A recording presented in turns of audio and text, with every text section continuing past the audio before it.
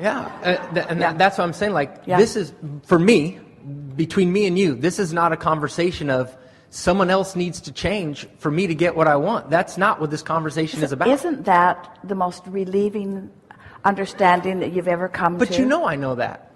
We're talking to everyone. Okay, isn't that, we know it's all about you, and yes, it really is right now. It definitely is.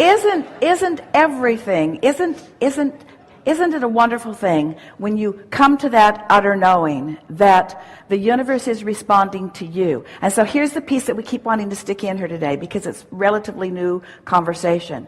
The universe is responding to you. What are you responding to? Sure. And let's go there again. The universe is responding to you. What are you responding to? The universe is responding to you. What are you responding to? The universe is responding to you. What are you responding to? So if you're responding to shopping for furniture, which felt good, we're just going to throw that in. If you're responding to having your feet in the surf, if you're responding to the things that you've been practicing that feel good, if that's what you're responding to, so that you've created this nucleus, then the universe is going to respond to that feels good and just going to amplify it and give you more and more momentum from that point.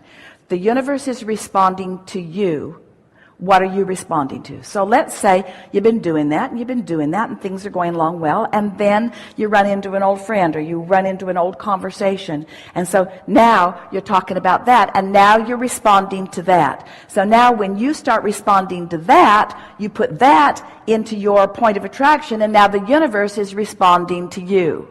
You see what we're getting at? The universe is always responding to you. What are you giving the universe to respond to?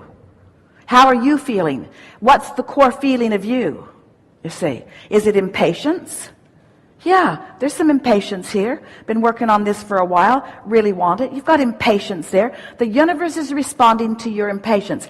How does that play out? When the universe is responding to your impatience, how does it play out?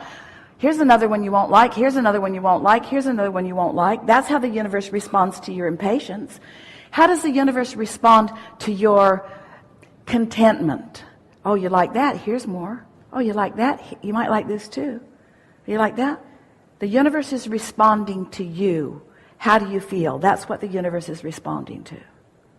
So Esther's dream, that was really an awakening thing for her, because she's standing on the stage and she's worried about how her dear friends, you guys out there, what kind of experience you're having. And in her dream, the way she created it, because she creates her dream reality too, the sun was in your eyes and you were not comfortable. And so she responded to that through action, rather than what we are encouraging you all to do is to just let that play out, because responding to it is only causing you to mess up what's going on here. Did you hear that? We'll say it again, because this is so you're doing your best to create this point of attraction so that lovely things will come. But the things that are coming are not just coming in response to what you're doing just right now, because there is this residual thing that you've been doing. Yeah. So, but you're sort of cleaning it up. We used to tell you the story. It's like you're walking along and you're spewing red inky mist.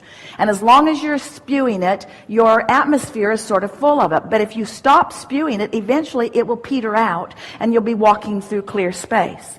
So this is sort of the same story that we're telling you in a slightly different way. Sure. So you're creating an environment by focusing on things that are easy.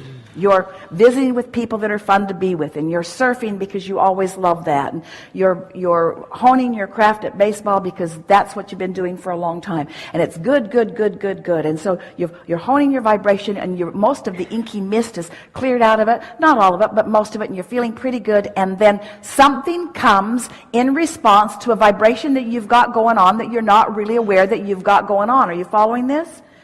You weren't aware you had it going on until something responded to it and showed you that you've got it going on.